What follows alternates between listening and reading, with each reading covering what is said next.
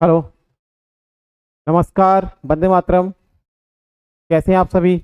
आशा करता हूँ आप स्वस्थ होंगे, मस्त होंगे। आपकी तैयारी बेहतरीन तरीके से चल रही होगी। जैसा कि आपको जानकारी है कि हमारी यूपी ग्लोबल कोचिंग जो टीम है उसके माध्यम से यूट्यूब पर बिल्कुल निःशुल्क UP triple S C PET की परीक्षा के लिए सभी महत्वपूर्ण विषयों के प्रीवियस ईयर पेपर और उससे संबंधित जो भी टॉपिक हैं वो आपको यूट्यूब पर क्लास के माध्यम से प्रोवाइड कराई जा रही हैं। आप उन्हें लगातार देखिए। अगर आपने वो क्लास नहीं देखी है तो आपके पैट के लिए बहुत ही महत्वपूर्ण क्लास है। आप उस क्लास को जाकर देखें। और आज हम स्टार्ट कर रहे हैं यूपी ट्रिपल एस सी के ही पोर्शन से करंट अफेयर्स के जो 10 क्वेश्चन आते हैं उनके लिए कवर करेंगे। फिलहाल हम जो सितंबर माह की करंट अफेयर्स लेकर आए हैं जिसमें महत्वपूर्ण प्रश्नों को रखा गया है। क्या क्या नई योजनाएं हैं, कौन कौन से अभियान चलाए जा रहे हैं, क्या तकनीक अपनाई जा रही है, G20 सम्मेलन, तमाम चीज़ों को लेकर के इस वीडियो में हम चर्चा करेंगे। आप वीडियो को ज़्यादा से ज़्यादा लाइक करें, शेयर करें। अगर आप चैनल पर नए हैं तो चैनल को सब्सक्राइब करें। चलिए इसी के साथ हम क्लास को स्टार्ट करते हैं। देखिए स्क्रीन पर पहला प्रश्न आपके सामने आ चुका है। क्वेश्चन है, हाल ही में चर्चा में रही कंपाला मंत्री स्तरीय घोषणा का संबंध किससे है? किस देश से है इसका संबंध? कमेंट करके फटाफट इसका आंसर बताइए। क्या होगा इसका आंसर? हाल ही में चर्चा में रही कंपाला मंत्री स्तरीय घोषणा का संबंध किससे है? Australia, Brazil, Canada, Uganda. ठीक, किससे है इसका संबंध? इसका जो संबंध है वो है डी ऑप्शन, युगांडा। युगांडा से इसका संबंध है। और इसमें युगांडा में 15 अफ्रीकी राज्यों 15 अफ्रीकी राज्यों द्वारा इसे अनुमोदित किया गया है। फिलहाल का ही ये करंट का काफ़ी चर्चा में रहा ये टॉपिक कि कंपाला मंत्रिस्तरीय घोषणा, जिसे KDMECC के नाम से भी जाना जाता है। तो ये कहाँ का विषय है? युगांडा का विषय है। इस क्वेश्चन को आप नोट करें। देखिए अगला प्रश्न क्या है। अगला प्रश्न है, हाल ही में चंद्रयान 3 के प्रज्ञान रोवर ने चंद्रमा के दक्षिणी ध्रुव पर किस तत्व की पुष्टि की है? ऑप्शन है चांदी, तांबा, लोहा, सल्फर। कौन सा ऑप्शन सही होगा?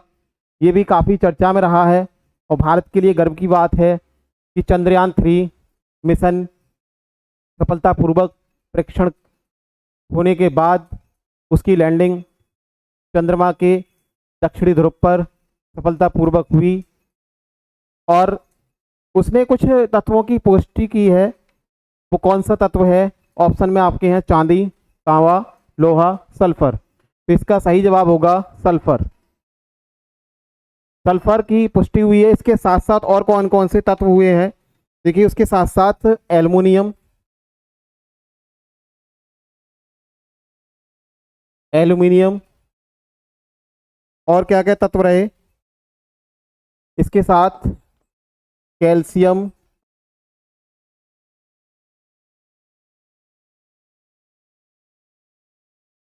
क्रोमियम और भी तत्व हैं। फिलहाल जो ऑप्शन दिया है वो इस ऑप्शन में सल्फर हमारा ऑप्शन सही है, जिसे गंधक के नाम से भी जाना जाता है। इसकी पुष्टि चंद्रमा के दक्षिणी ध्रुव पर हो चुकी है। अगला प्रश्न क्या है? अगला प्रश्न है, हाल ही में राष्ट्रपति द्रौपदी मुर्मू ने किस राज्य के मुख्यमंत्री NT रामाराव की स्मृति में ₹100 का सिक्का जारी किया है? ऑप्शन है उत्तर प्रदेश, अगला ऑप्शन तमिलनाडु, आंध्र प्रदेश, महाराष्ट्र। प्रश्न 3 के लिए कौन सा ऑप्शन सही होगा? इसका जो सही ऑप्शन होगा वो होगा आंध्र प्रदेश। आंध्र प्रदेश के मुख्यमंत्री NT रामाराव की स्मृति में ₹100 का सिक्का जारी किया है। किसने किया है? वो किया है हमारे राष्ट्रपति द्रौपदी मुर्मू ने। किस उपलक्ष्य में किया है? ये उनके जन्म शताब्दी के अवसर पर, जन्म शताब्दी जन्म शताब्दी के अवसर पर ₹100 का सिक्का जारी किया है एनटी रामाराव की स्मृति में आंध्र प्रदेश में। अगला प्रश्न है, हाल ही में केंद्र सरकार ने मेरा बिल मेरा अधिकार योजना, हाल ही में केंद्र सरकार ने मेरा बिल मेरा अधिकार योजना कहाँ प्रारंभ की है? ऑप्शन है आपका हरियाणा, गुजरात, पांडुचेरी असम, दमनदीप दादरा नगर हवेली या उपयुक्त सभी। कौन सा ऑप्शन सही होगा? हाल ही में केंद्र सरकार ने मेरा बिल मेरा अधिकार योजना कहाँ प्रारंभ की है? कौन सा ऑप्शन सही होगा? बताइए इसका कौन सा ऑप्शन सही होगा? इसके लिए जो ऑप्शन होगा वो आपका डी ऑप्शन सही होगा। और इसका जो प्रारंभ हुआ है वो हुआ है 1 सितंबर 2023 के लिए। 1 सितंबर 2023 के लिए मेरा बिल मेरा अधिकार योजना आपके इन राज्यों में प्रारंभ की गई है। अगला प्रश्न क्या है? और ये योजना 12 माह तक चलेगी। यह योजना 12 माह तक चलेगी। अगला प्रश्न है, हाल ही में विश्व संस्कृत दिवस 2023 कब मनाया गया है? हाल ही में विश्व संस्कृत दिवस 2023 कब मनाया गया है? ऑप्शन है 24 अगस्त, 26 अगस्त, 28 अगस्त, 31 अगस्त। कौन सा ऑप्शन सही होगा? क्या रहेगा इसका सही जवाब? प्रश्न 5 के लिए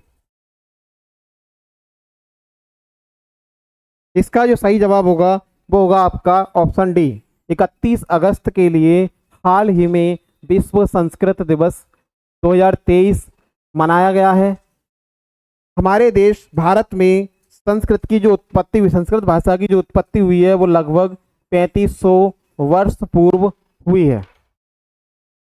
बाकी जो ऑप्शन है 26 अगस्त को मनाया जाता है राष्ट्रीय महिला समानता दिवस, राष्ट्रीय महिला समानता दिवस।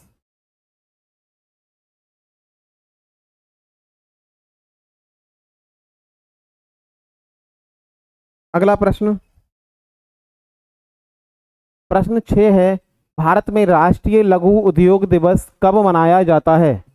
भारत में राष्ट्रीय लघु उद्योग दिवस कब मनाया जाता है? ऑप्शन है 15 अगस्त, 30 अगस्त, 6 सितंबर, 7 सितंबर।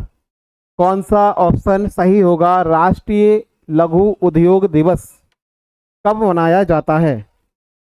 इसका जो सही ऑप्शन होगा वो होगा ऑप्शन बी, 30 अगस्त के लिए राष्ट्रीय लघु उद्योग दिवस मनाया जाता है।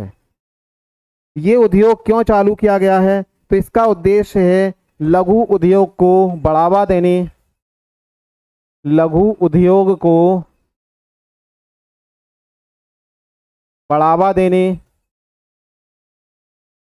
तथा बेरोजगारों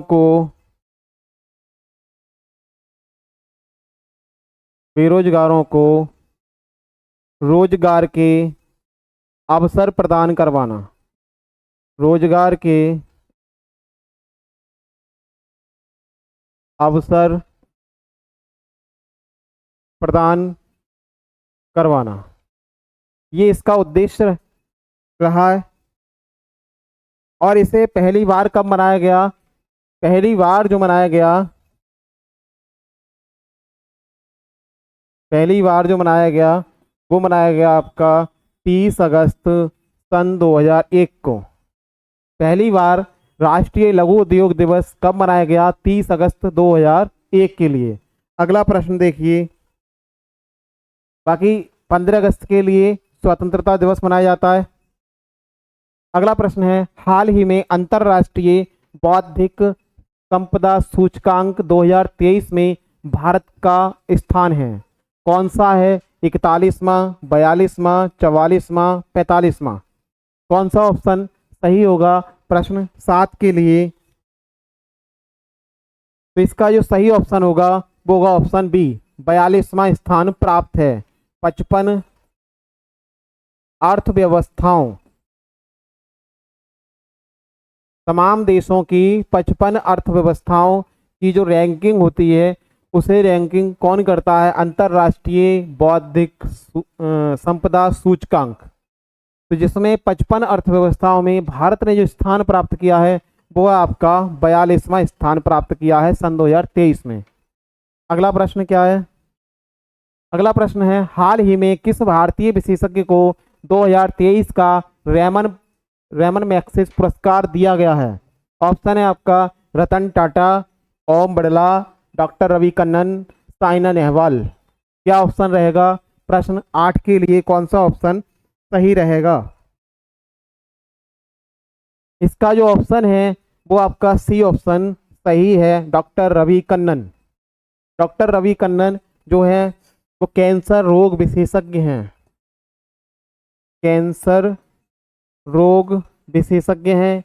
इनका बहुत बड़ा अनुदान है इस क्षेत्र में, कैंसर रोग विशेषज्ञ हैं। दूसरा, रेमन मैग्सेसे पुरस्कार के लिए किस नाम से जाना जाता है? तो इसे कहा जाता है एशिया का नोबेल पुरस्कार।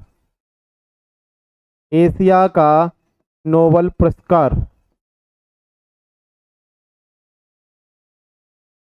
एशिया का नोबेल पुरस्कार किसे कहा जाता है? तो आपका सही जवाब होगा रेमन मैग्सेसे पुरस्कार के लिए। हमसे पूछा हाल ही में किस भारतीय विशेषज्ञ को 2023 का रेमन मैग्सेसे पुरस्कार दिया गया है? ऑप्शन हमारा C the right answer, doctor Ravi Kannan. अगला प्रश्न है, हाल ही में ज्यूरिख डायमंड लीग 2023 में नीरज चोपड़ा ने कौन सा पदक जीता है? ऑप्शन है रजत पदक, स्वर्ण पदक, कांस्य पदक, इनमें से कोई नहीं। बताइए क्या होगा प्रश्न 9 के लिए सही आंसर? इसका जो सही जवाब होगा वो होगा ऑप्शन ए, रजत पदक मिला है किसे? नीरज चोपड़ा के लिए रजत पदक मिला है। तो इसका मतलब ये दूसरे स्थान पर रहे। तो पहले स्थान पर कौन रहा? दूसरे स्थान पर रहे तो इन्होंने कितने मीटर की भाला फेंक में जीत हासिल की है? तो इन्होंने जो 85.71 मीटर की दूरी तय की नीरज चोपड़ा ने। और दूसरा जो पहले नंबर पे थे वो है आपके 85.86 मीटर की दूरी तय करने वाले कौन हैं? ये हैं जैकब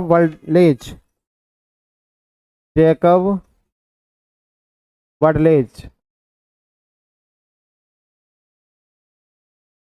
फिलहाल ज्यूरिख डायमंड लीग 2023 में नीरज चोपड़ा को रजत पदक अवार्ड दिया गया है। अगला प्रश्न 10, हाल ही में विश्व में पहली बार इस्लामिक बैंकिंग प्रारंभ करने वाला देश कौन सा है? ऑप्शन है आपका भारत, चीन, रूस, कनाडा। कौन सा ऑप्शन सही होगा प्रश्न 10 के लिए? इसका जो सही आंसर है वो है ऑप्शन सी, रूस इज द राइट आंसर। हाल ही में विश्व में पहली बार इस्लामिक बैंक प्रारंभ करने वाला या शुरू करने वाला कौन सा देश है? वो है आपका रूस। और रूस के जो राष्ट्रपति हैं वो हैं आपके व्लादिमीर